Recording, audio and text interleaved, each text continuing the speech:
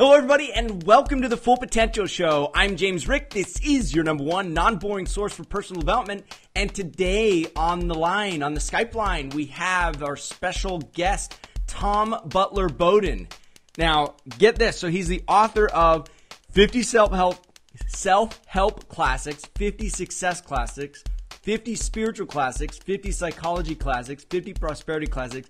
Now, I've read most of them. Tom Butler Bowden is, in my opinion, one of the great synthesizers of our age. A little background on him. He's a graduate of London School of Economics, University of Sydney.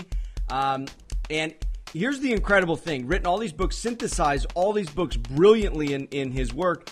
And he did not read a personal development book until age 25, right, Tom? That's right, yep. And then at age 30, you left your career to write the first best-selling book, 50 self-help classics, which was awesome. Tom, first of all, thank you so much for being on today's Full Potential Show. And secondly, you just went on a rampage after you read your first self-help book. What was it that caused you to go down this path so full steam ahead? Well, there was nothing really in my family background or work or business that would have tipped me off to liking these books. Mm-hmm. I mean, my mother was into Shakespeare, my dad was into architecture and biographies and so on. So when I first read Stephen Covey's 7 Habits of Highly Effective People, mm-hmm. and straight after Anthony Robbins' Awaken the Giant Within, mm-hmm. it really hit me like a freight train, because nothing really prepared me for what was inside these books, because at the time they were considered a bit sort of on the edge or a bit lowbrow. And I really read them to get a bit of a career edge, just for that reason only. But I thought they were pretty amazing, and I started applying the concepts in my life and noticed, quite a distinct change. Now, when you said that it blew you away, I mean, is it because here you have been doing all this study, all this time, and then you open up these books, you're like, where has this been? Why isn't this anywhere in any of my previous learning? Like that was my experience. Like, why don't they teach this stuff in school? Is that kind of where you were coming from? Yeah, exactly. I mean, it was really like modern philosophy, stuff everyone should know about how to live a better life. Yeah. Well said, too. It's a modern philosophy. And what more important than a way to understand life, which is what a philosophy is. Yeah, exactly. So I just, from that point on, I guess I went on a bit of a mission, because at the time there was no real guide to the whole field. All the thousands of books that have been written. Lots I really wrote the book, for myself, because there was nothing out there. So I started taking notes and writing summaries, commentaries of all the ones I thought were the classics. And that just snowballed and eventually became the first book. 50 self-help classics. Now, when you finished this book, were you like, I can't imagine what was it like sparking out your ears when you finished? Like, what was your mind state like from before you began and then you just chomped through all these books? Like, I'm just wondering what it was like inside your head after all this work. It was the most amazing adventure. Even though I was, sitting in my room just typing away, reading most days, it was a pretty sort of solitary time. It was still an incredible time. And so many ideas from, some of the great thinkers. So I didn't just have people like Robbins and Covey in there. I put Thoreau and Emerson, some of the really great thinkers of all time, which I considered self-help. It's all about, developing the self, optimizing the self, even though it was written in sort of old-fashioned language. Yeah. So, an amazing trip for me. Yeah, and that was just the start of it, because I did a few more after that. You did, and one of the things I noticed through your work that really puts my brain into a mind freak, and I probably won't go through and read as much as you have, and I read a lot, man, and some of these books are like 800-page books, and you've synthesized it into, that's hard to just say, this is what it's all about. He didn't have to write all those pages. This is really what he's trying to say. I noticed as I would go through chapter by chapter, sometimes you read a book, you put the book away, you read another book, and it's your mind, it goes to a different paradigm. I was doing that chapter by chapter, and it's totally like a mind freak because you're going from one guy's paradigm to another, all within a short span of time. I know there was smoke coming out of my ears when I was done. So, I mean, what do you think out of all the books that you've synthesized and you've put into this amazing collection? What do you think are some of the core principles that you now operate by that you wouldn't have understood or known previously? I guess it's really simple things that seem very obvious now, but actually when in my pre-paradigm period, I didn't live them at all. I mean, I think I used to be a slightly more cynical person, a bit too willing to doubt or question or make judgments, and all that sort of got blown away by a lot of these books because I mean, it goes beyond just the basic idea of thinking positive. It's changing your whole mindset to be opportunity oriented instead of looking at, you know, the wrong things or the bad things or, you know, what's not going to work. I mean, people like Brian Tracy, you know, it's just his mantra, his whole life is about, you know, focusing on what you can do that's positive and continually working on yourself every day. So, I mean, and it seems simple, but that's a major mind flip. You went from more of a closed system to, you know, what are they talking about? I'm going to approach this very skeptical to, I'm going to be more open about it. I'm going to be curious and discover what is true about it versus what's not. It's a simple shift, but it has amazing consequences in terms of the kind of information and opportunities that you're open to. Absolutely. And you take one just idea from one book, Think and Grow Rich, Napoleon Hill, his idea of infinite intelligence, of being open to it. And Emerson talked about it as well, this idea of trying to quiet the mind and being open to intelligence that's larger than yourself. I mean, you might want to call it God if you're religious, but Napoleon Hill called it infinite intelligence.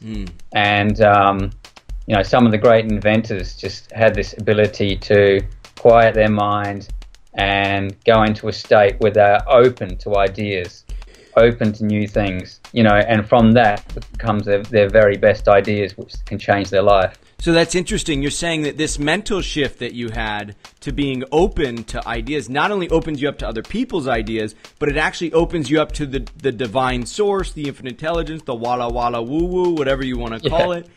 And you become a channel for that creative energy because you've opened yourself up to it. Absolutely.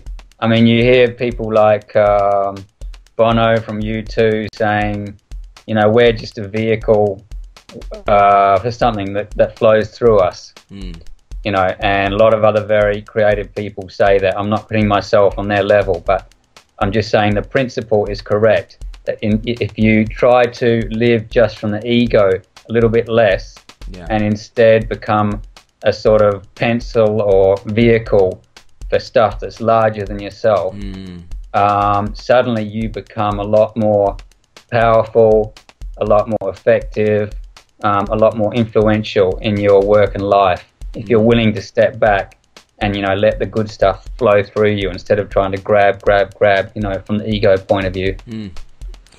This is so huge because in going through all this book, you really distilled it down to get your freaking ego out of the way so that this creative energy can flow through you. The ego's the one that's being critical. The ego the one saying, I'm so important, what they're saying over there, I'm going to judge it with a critical eye. You know, you've come from this academic background where that's sort of the norm. And you know, I mean, it's the paradigm to be skeptical. And there's nothing wrong with that per se. But if the ego gets in the freaking way, then all that creative energy and divine creation that could flow through you and is spontaneous energy is not going to have an outlet through you because you're the obstruction. And you're saying that out of all these books that you've read, that's the biggest piece that you picked up on, getting your ego out of the way. Yeah. I mean, it borders on the spiritual after a while. You know, we all have a very sort of fixed idea about who we are. But the whole point, the larger idea of personal development, is that getting you to think, maybe that isn't really me. You know, maybe there's something bigger in me that I haven't even tapped into yet.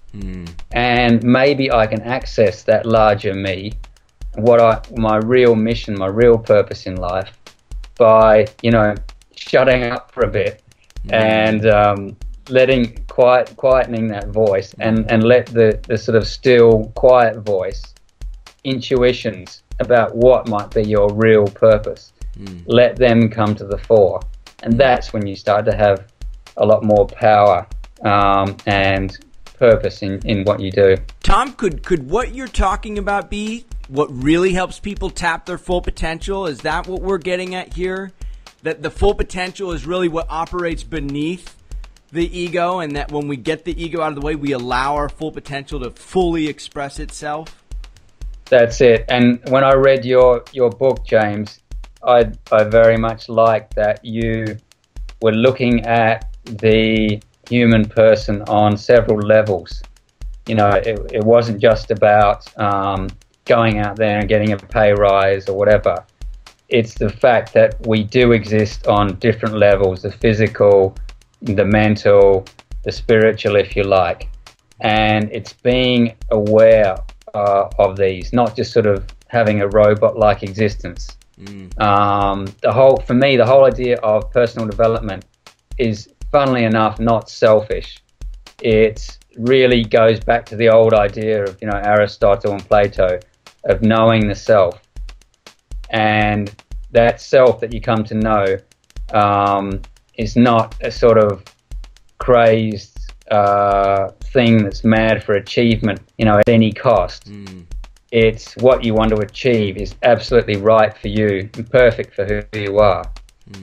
So for me, that personal development is like a circle, and it always brings you back to yourself, but not just any old self. It's the one that you really should be and are meant to be, and that's your full potential. And what you're saying is that, you know, people could start the journey out, because I know for you and for myself, I started the journey of personal development out of advancing, you know, financially and in business. And you're saying it was a career move. And it's so funny. The ego wants to advance itself, and that's fine. It wants to strengthen and become more powerful. But I like what you said. It's a circle that you eventually come back to yourself, because as you're developing yourself personally and you're truly seeking to develop yourself personally, you come back to who you really are, and you become a new person, if you will, operating this exterior, this physical, but now you've developed it, and now it's your tool, because now you're operating from a less obstructed perspective.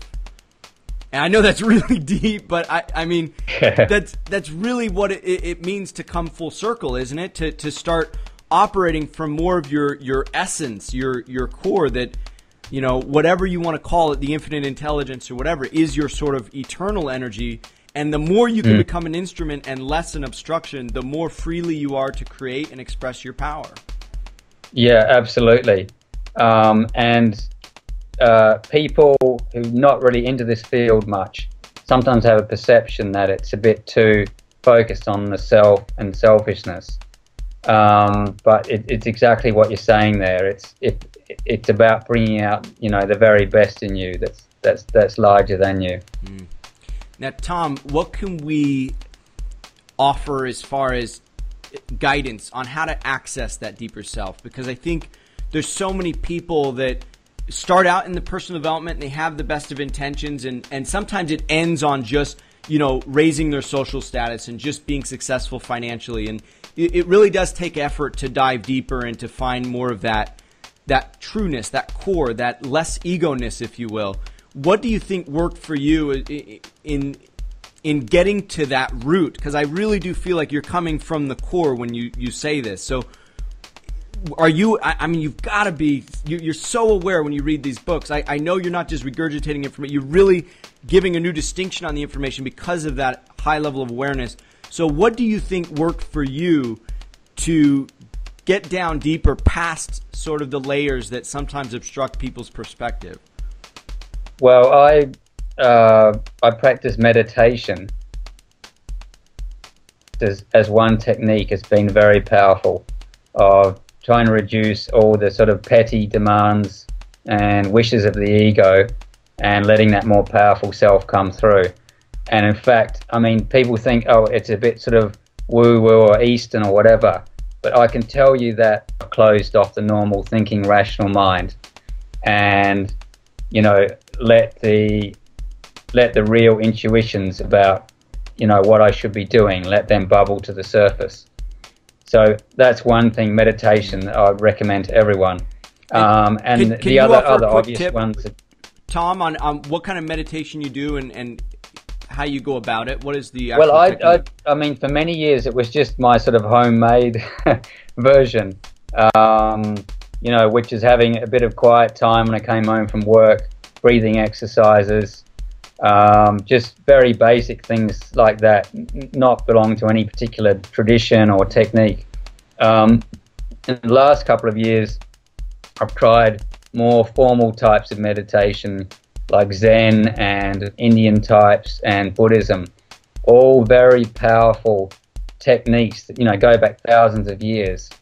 And the one I've been involved in most recently is called Diamond Way, and it's incredibly powerful. People have been sitting in caves refining these techniques, you know, for thousands of years, and all we have to do is, you know, join a local group or pick up a book about it, and we can learn it relatively quickly and gain all this wisdom for ourselves. And it's called Diamond Way. Yeah. I think they have groups in California, quite a few all around the States. In a nutshell, what is different about Diamond Way than, say, just kind of chilling out and relaxing after work? Well, it's a type of meditation, the sort of contemplative one, where people go into a monastery and just, you know, chill out and be close to nature. This one's a lot more active. It's for people who live in the real world and who are trying to achieve things and, you know, bring benefit to all beings. It's just the catchphrase they use.